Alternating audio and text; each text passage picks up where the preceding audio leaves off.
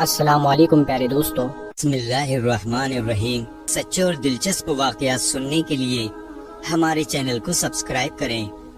حضرت آدم علیہ السلام سے لے کر ہمارے آخری نبی حضرت محمد صلی اللہ علیہ وآلہ وسلم تک تمام نبیوں کی روح قبض ہوئی۔ اسی طرح آج ہم آپ کو اس ویڈیو میں یہ بتائیں گے کہ جب ملک الموت حضرت موسیٰ علیہ السلام کے پاس قبض روح کے لیے آئے تو حضرت موسیٰ علیہ السلام نے ملک الموت کو تھپڑ کیوں مارا، جس کی وجہ سے ان کی آنکھ زخمی ہو گئی، اور پھر کیسے حضرت موسیٰ علیہ السلام کی روح قبض ہوئی تھی، اور حضرت موسیٰ علیہ السلام کی قبر کہاں ہے، آج تک کیوں کسی کو معلوم نہیں ہوا۔ حضرت موسیٰ علیہ السلام نے کیوں یہ کہا تھا کہ مجھے بیت المقدس کے قریب دفن کیا جائے لیکن بیت المقدس کے اندر دفن نہ کیا جائے۔ اگر آپ تیار ہیں تو ویڈیو کو شروع کرتے ہیں۔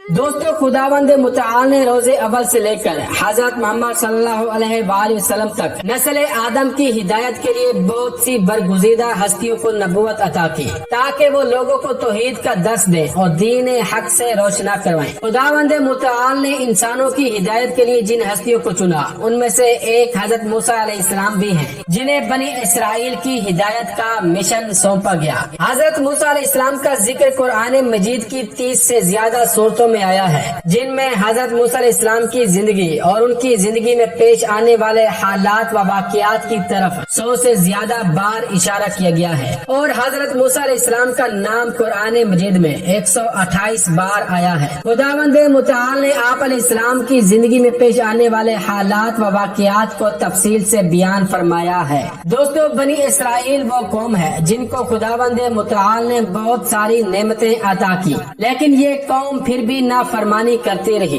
خداوند متعال نے اس نافرمان قوم کی اصلاح کے لیے بے شمار انبیاء کرام کو مبعوث فرمایا، اس کے باوجود یہ قوم صراط مستقیم پر نہ آئی۔ یہ قوم اتنی بدبخت تھی کہ انبیاء کرام کو نقصان پہنچانے سے بھی گریز نہیں کرتے تھے، اور خداوند متعال کے ان خاص بندوں کی کھلی نشانیاں اور معجزات دیکھ کر بھی ہدایت قبول نہیں کرتے تھے۔ یہ قوم مصر میں فرعون کی غلامی میں زندگی گزار رہی تھی، تو خداوند متعال نے اس قوم کی مدد کے لیے حضرت موسیٰ علیہ السلام کو بھیجا تھا۔ آپ علیہ السلام نے اس قوم کو فرعون سے آزاد کروایا اور حق کی دعوت دی۔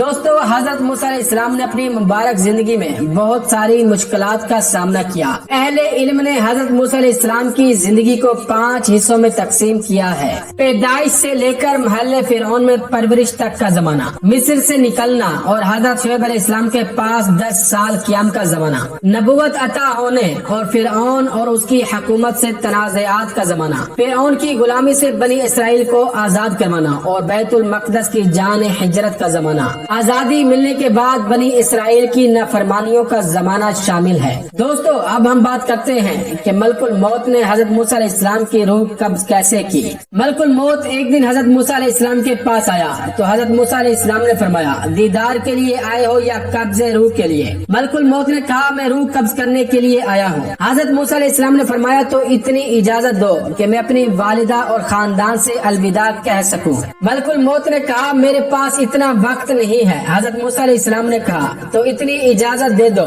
کہ میں پروردگار کا سجدہ کر سکوں۔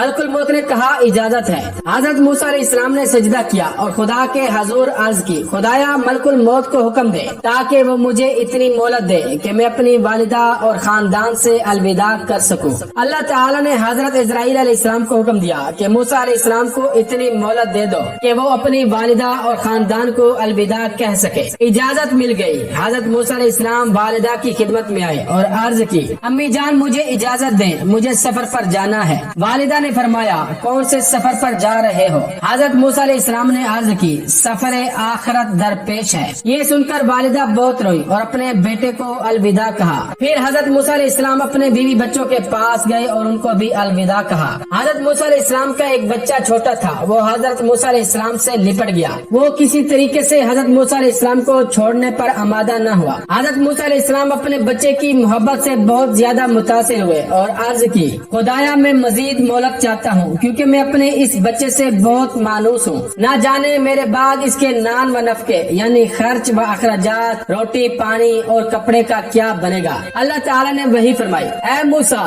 دریا پر جاؤ اور اپنا आसा पानी पर मारो, दरिया शुगाफ्ता होगा, तो दरिया के दरमियान सफेद रंग का पत्थर नमोदार होगा। पत्थर पर आसा मारना और मेरी कुदरत का करिश्मा मुलाहिजा करना। हजरत मूसा अलैहिस्सलाम दरिया पर गए और आसा मारा तो वो 2 हिस्सों में तकसीम हो गया। हजरत मूसा अलैहिस्सलाम ने देखा कि पत्थर के बिल्कुल दरमियान में एक कीड़ा बैठा था, जिसके मुंह में सब्ज पत्ता था, जिसको वो खा रहा था, और उसके साथ ही पानी का एक छोटा सा घड़ा था। जब हजरत मूसा अलैहिस्सलाम ने ये मंजर देखा तो उस वक्त आवाज कुदरत आई, ऐ मूसा, तुमने मेरी रज़ाकियत का ये मंजर देखा। जब दरिया के दरमियान और सख्त पत्थर के दरमियान मैंने एक कीड़ा पैदा किया है, तो मैंने उसे भी रिस्क व रोजी से महरूम नहीं रखा। जब मैंने इसे पत्थर के अंदर भी रिस्क फराहम किया है, तो क्या मैं तुम्हारे बच्चे को भूल जाऊंगा? औलाद के लिए तुम्हें परेशान होने की कोई जरूरत नहीं, मैं उनका निगहबान हूँ, मैं उनका मुहाफिज हूँ। हजरत मूसा अलैहिस्सलाम ने मलकुल मौत से फरमाया, तुम अपने रब के फरमान की तामील करो। मलकुल मौत ने फौरन हजरत मूसा अलैहिस्सलाम की रूह कब्ज कर ली। एक दूसरी रिवायत में यूं बयान किया गया है कि जब मलकुल मौत हजरत मूसा अलैहिस्सलाम के पास आए तो हजरत मूसा अलैहिस्सलाम ने पूछा, ऐ मलकुल मौत, तू मेरी जियारत को आया है या मेरी रूह कब्ज करने? मलकुल मौत बोले, रूह कब्ज करने आया हूँ।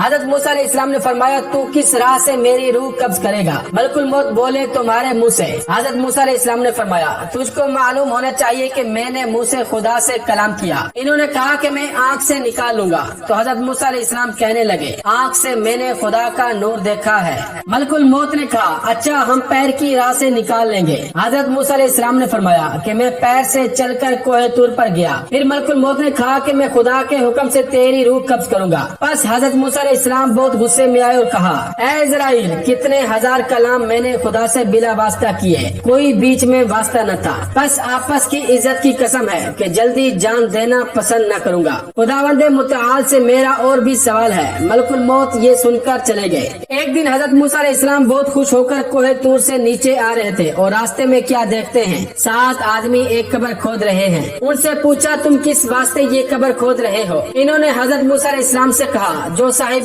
कब्र है वो आपके कद के बराबर है, एक बार आप कब्र में उतर कर तो देखो तुम्हारे कद के बराबर हुई के नहीं। तब हजरत मूसा अलैहिस्सलाम ने कब्र में उतर कर देखा और फिर कहा, ये क्या खूब जगह है, काश ये कब्र मेरे लिए होती तो क्या खूब था। उसी वक्त हजरत जिब्राइल अलैहिस्सलाम ने एक सेब बहिश्त से लाकर हजरत मूसा अलैहिस्सलाम के सामने रख दिया। हजरत मूसा अलैहिस्सलाम ने उसको सूंघा और फौरन जान बेहद तस्लीम हो गए और फरिश्तों ने आपको नहला धोला कर बहिश्त का कफन पहनाया और जनाजा पढ़कर उसी कब्र में दफन करके कब्र को छुपा दिया। इसलिए कोई नहीं जानता कि हजरत मूसा अलैहिस्सलाम की कब्र कहाँ है। दोस्तों, अब हम बात करते हैं कि हजरत मूसा अलैहिस्सलाम ने मलकुल मौत को थप्पड़ क्यों मारा था। मारूफ और मशहूर रिवायात में है कि जब मलकुल मौत हजरत मूसा अलैहिस्सलाम के पास रूह कब्ज करने के लिए आए थे तो हजरत मूसा अलैहिस्सलाम ने मलकुल मौत को थप्पड़ मारा था, जिसकी वजह से उनकी आंख जख्मी हो गई थी। पहले जमाने में जब मलकुल मौत यानी मौत वाला फरिश्ता लोगों के पास आता था तो वो उसको देखते थे। चुनांचे मलकुल मौत हजरत मूसा अलैहिस्सलाम के पास इंसानी शक्ल में आया और कहा, अपने रब की बात कबूल करो और रूह कब्ज करने दो। हजरत मूसा अलैहिस्सलाम ने उसे थप्पड़ मारा और मलकुल मौत की आंख फूट गई। चुनांचे सही बुखारी और सही मुस्लिम में इस वाक़े को बयान किया गया है। इसी तरह हजरत अबू हुरैरा कहते हैं कि रसूल खुदा सल्लल्लाहु अलैहि वसल्लम ने फरमाया, जब हजरत मूसा अलैहिस्सलाम की मौत का वक्त करीब आया, उनके पास मौत का फरिश्ता इज़राइल अलैहिस्सलाम आया और कहा कि अपने परवरदिगार की तरफ से पैगाम मौत कबूल फरमाइए, यानी आपकी रूह कब्ज होने का वक्त आ पहुँचा है, वासिले इल्लाह होने के लिए तैयार हो जाइए। हजरत मोहम्मद सल्लल्लाहु अलैहि वसल्लम ने फरमाया, हजरत मूसा अलैहिस्सलाम ने ये सुनकर मौत के फरिश्ते को तमांचा रसीद कर दिया, जिससे उसकी आंख फूट गई। हजरत मोहम्मद सल्लल्लाहु अलैहि वसल्लम ने फरमाया,